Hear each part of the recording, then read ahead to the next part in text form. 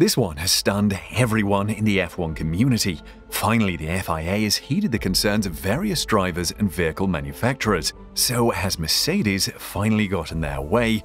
Let's find out. Following the Azerbaijan Grand Prix, when numerous drivers complained of back pain during and after the race, the FIA stated that it would take efforts to decrease or eliminate porpoising in Formula 1. After the race, Esteban Ocon stated that more drivers supported his request for FIA involvement, and Lewis Hamilton was among them. The FIA on Thursday afternoon said that it has chosen to take safety-related action and make changes that, in their opinion, should lessen or completely eradicate porpoising.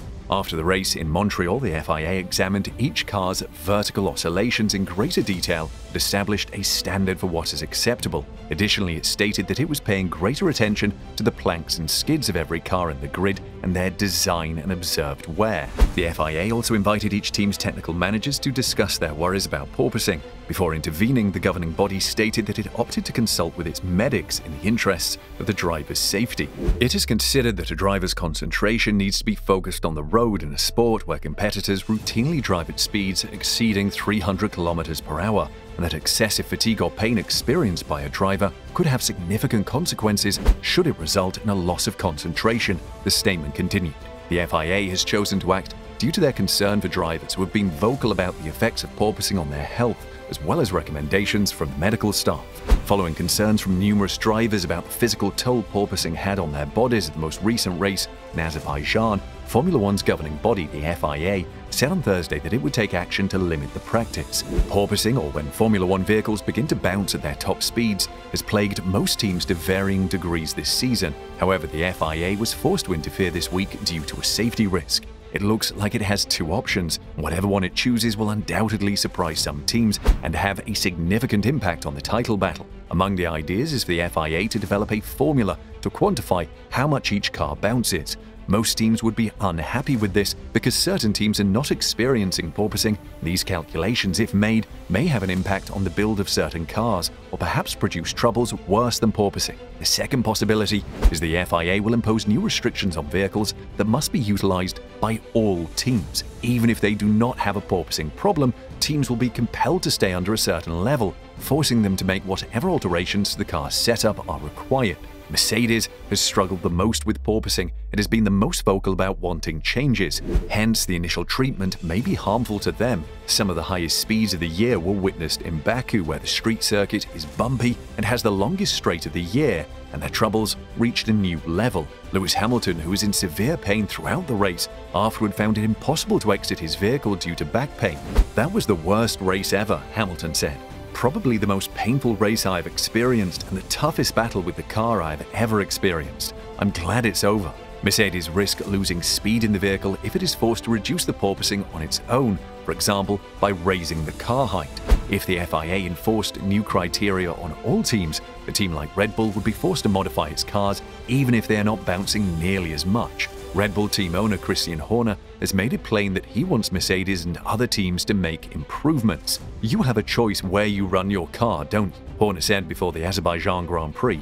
"You should never run a car that's unsafe, so it would seem unfair to penalize the ones that have done a decent job versus those that have perhaps missed the target slightly." Later, Horner accused Mercedes of cheating, stating the team exaggerated the agony to put pressure on the FIA to upgrade all vehicles. He was asked how he would handle the matter if porpoising afflicted his squad, and he answered, "I'd tell them to bitch as much as they could over the radio and make as big of an issue out of it as possible. It's part of the game." He was then asked whether the complaining was an act. He replied, "Of course it is." McLaren driver Daniel Ricciardo's remarks following Baku indicate that it is a significant issue that the FIA cannot ignore, even if the drivers are being instructed to be squeaky wheels. He said, "I certainly experienced bouncing or porpoising bad for the first time today. I feel very sorry for everybody who's experienced it all year. I can't speak badly enough about it. It's bad."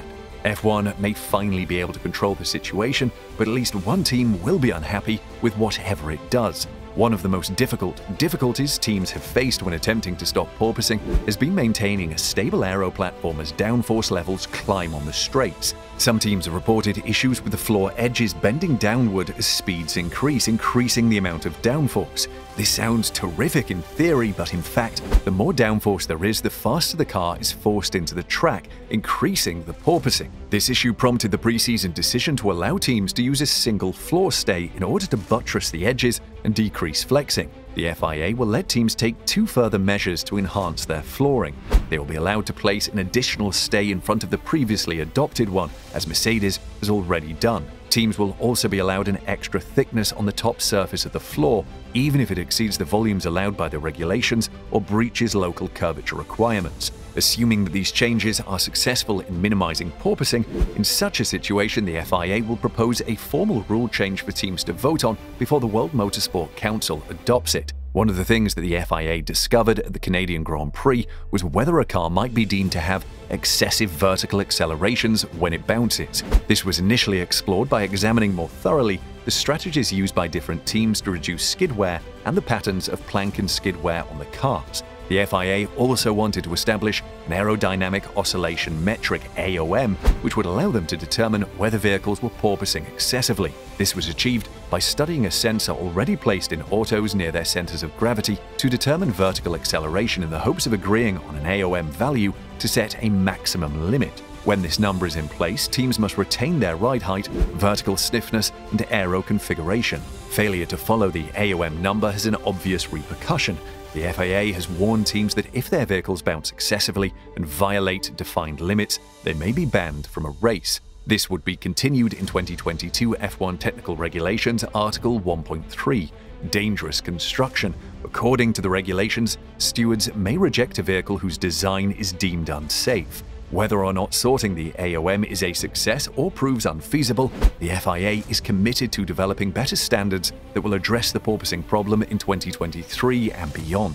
To assist this CFD effort, it asks teams to evaluate potential changes to autos that might help lessen the tendency of the current generation of cars to bounce. The FIA has every driver's and team's best interests at heart. Although it recognizes that F1 is a competitive sport, requesting alterations to specific cars would appear unfair while also putting the lives of certain drivers in danger by failing to enforce its regulations. It developed possibilities that were tried at the just-finished Canadian Grand Prix. It would go further in applying its new regulations and evaluating their impact on the next Grand Prix.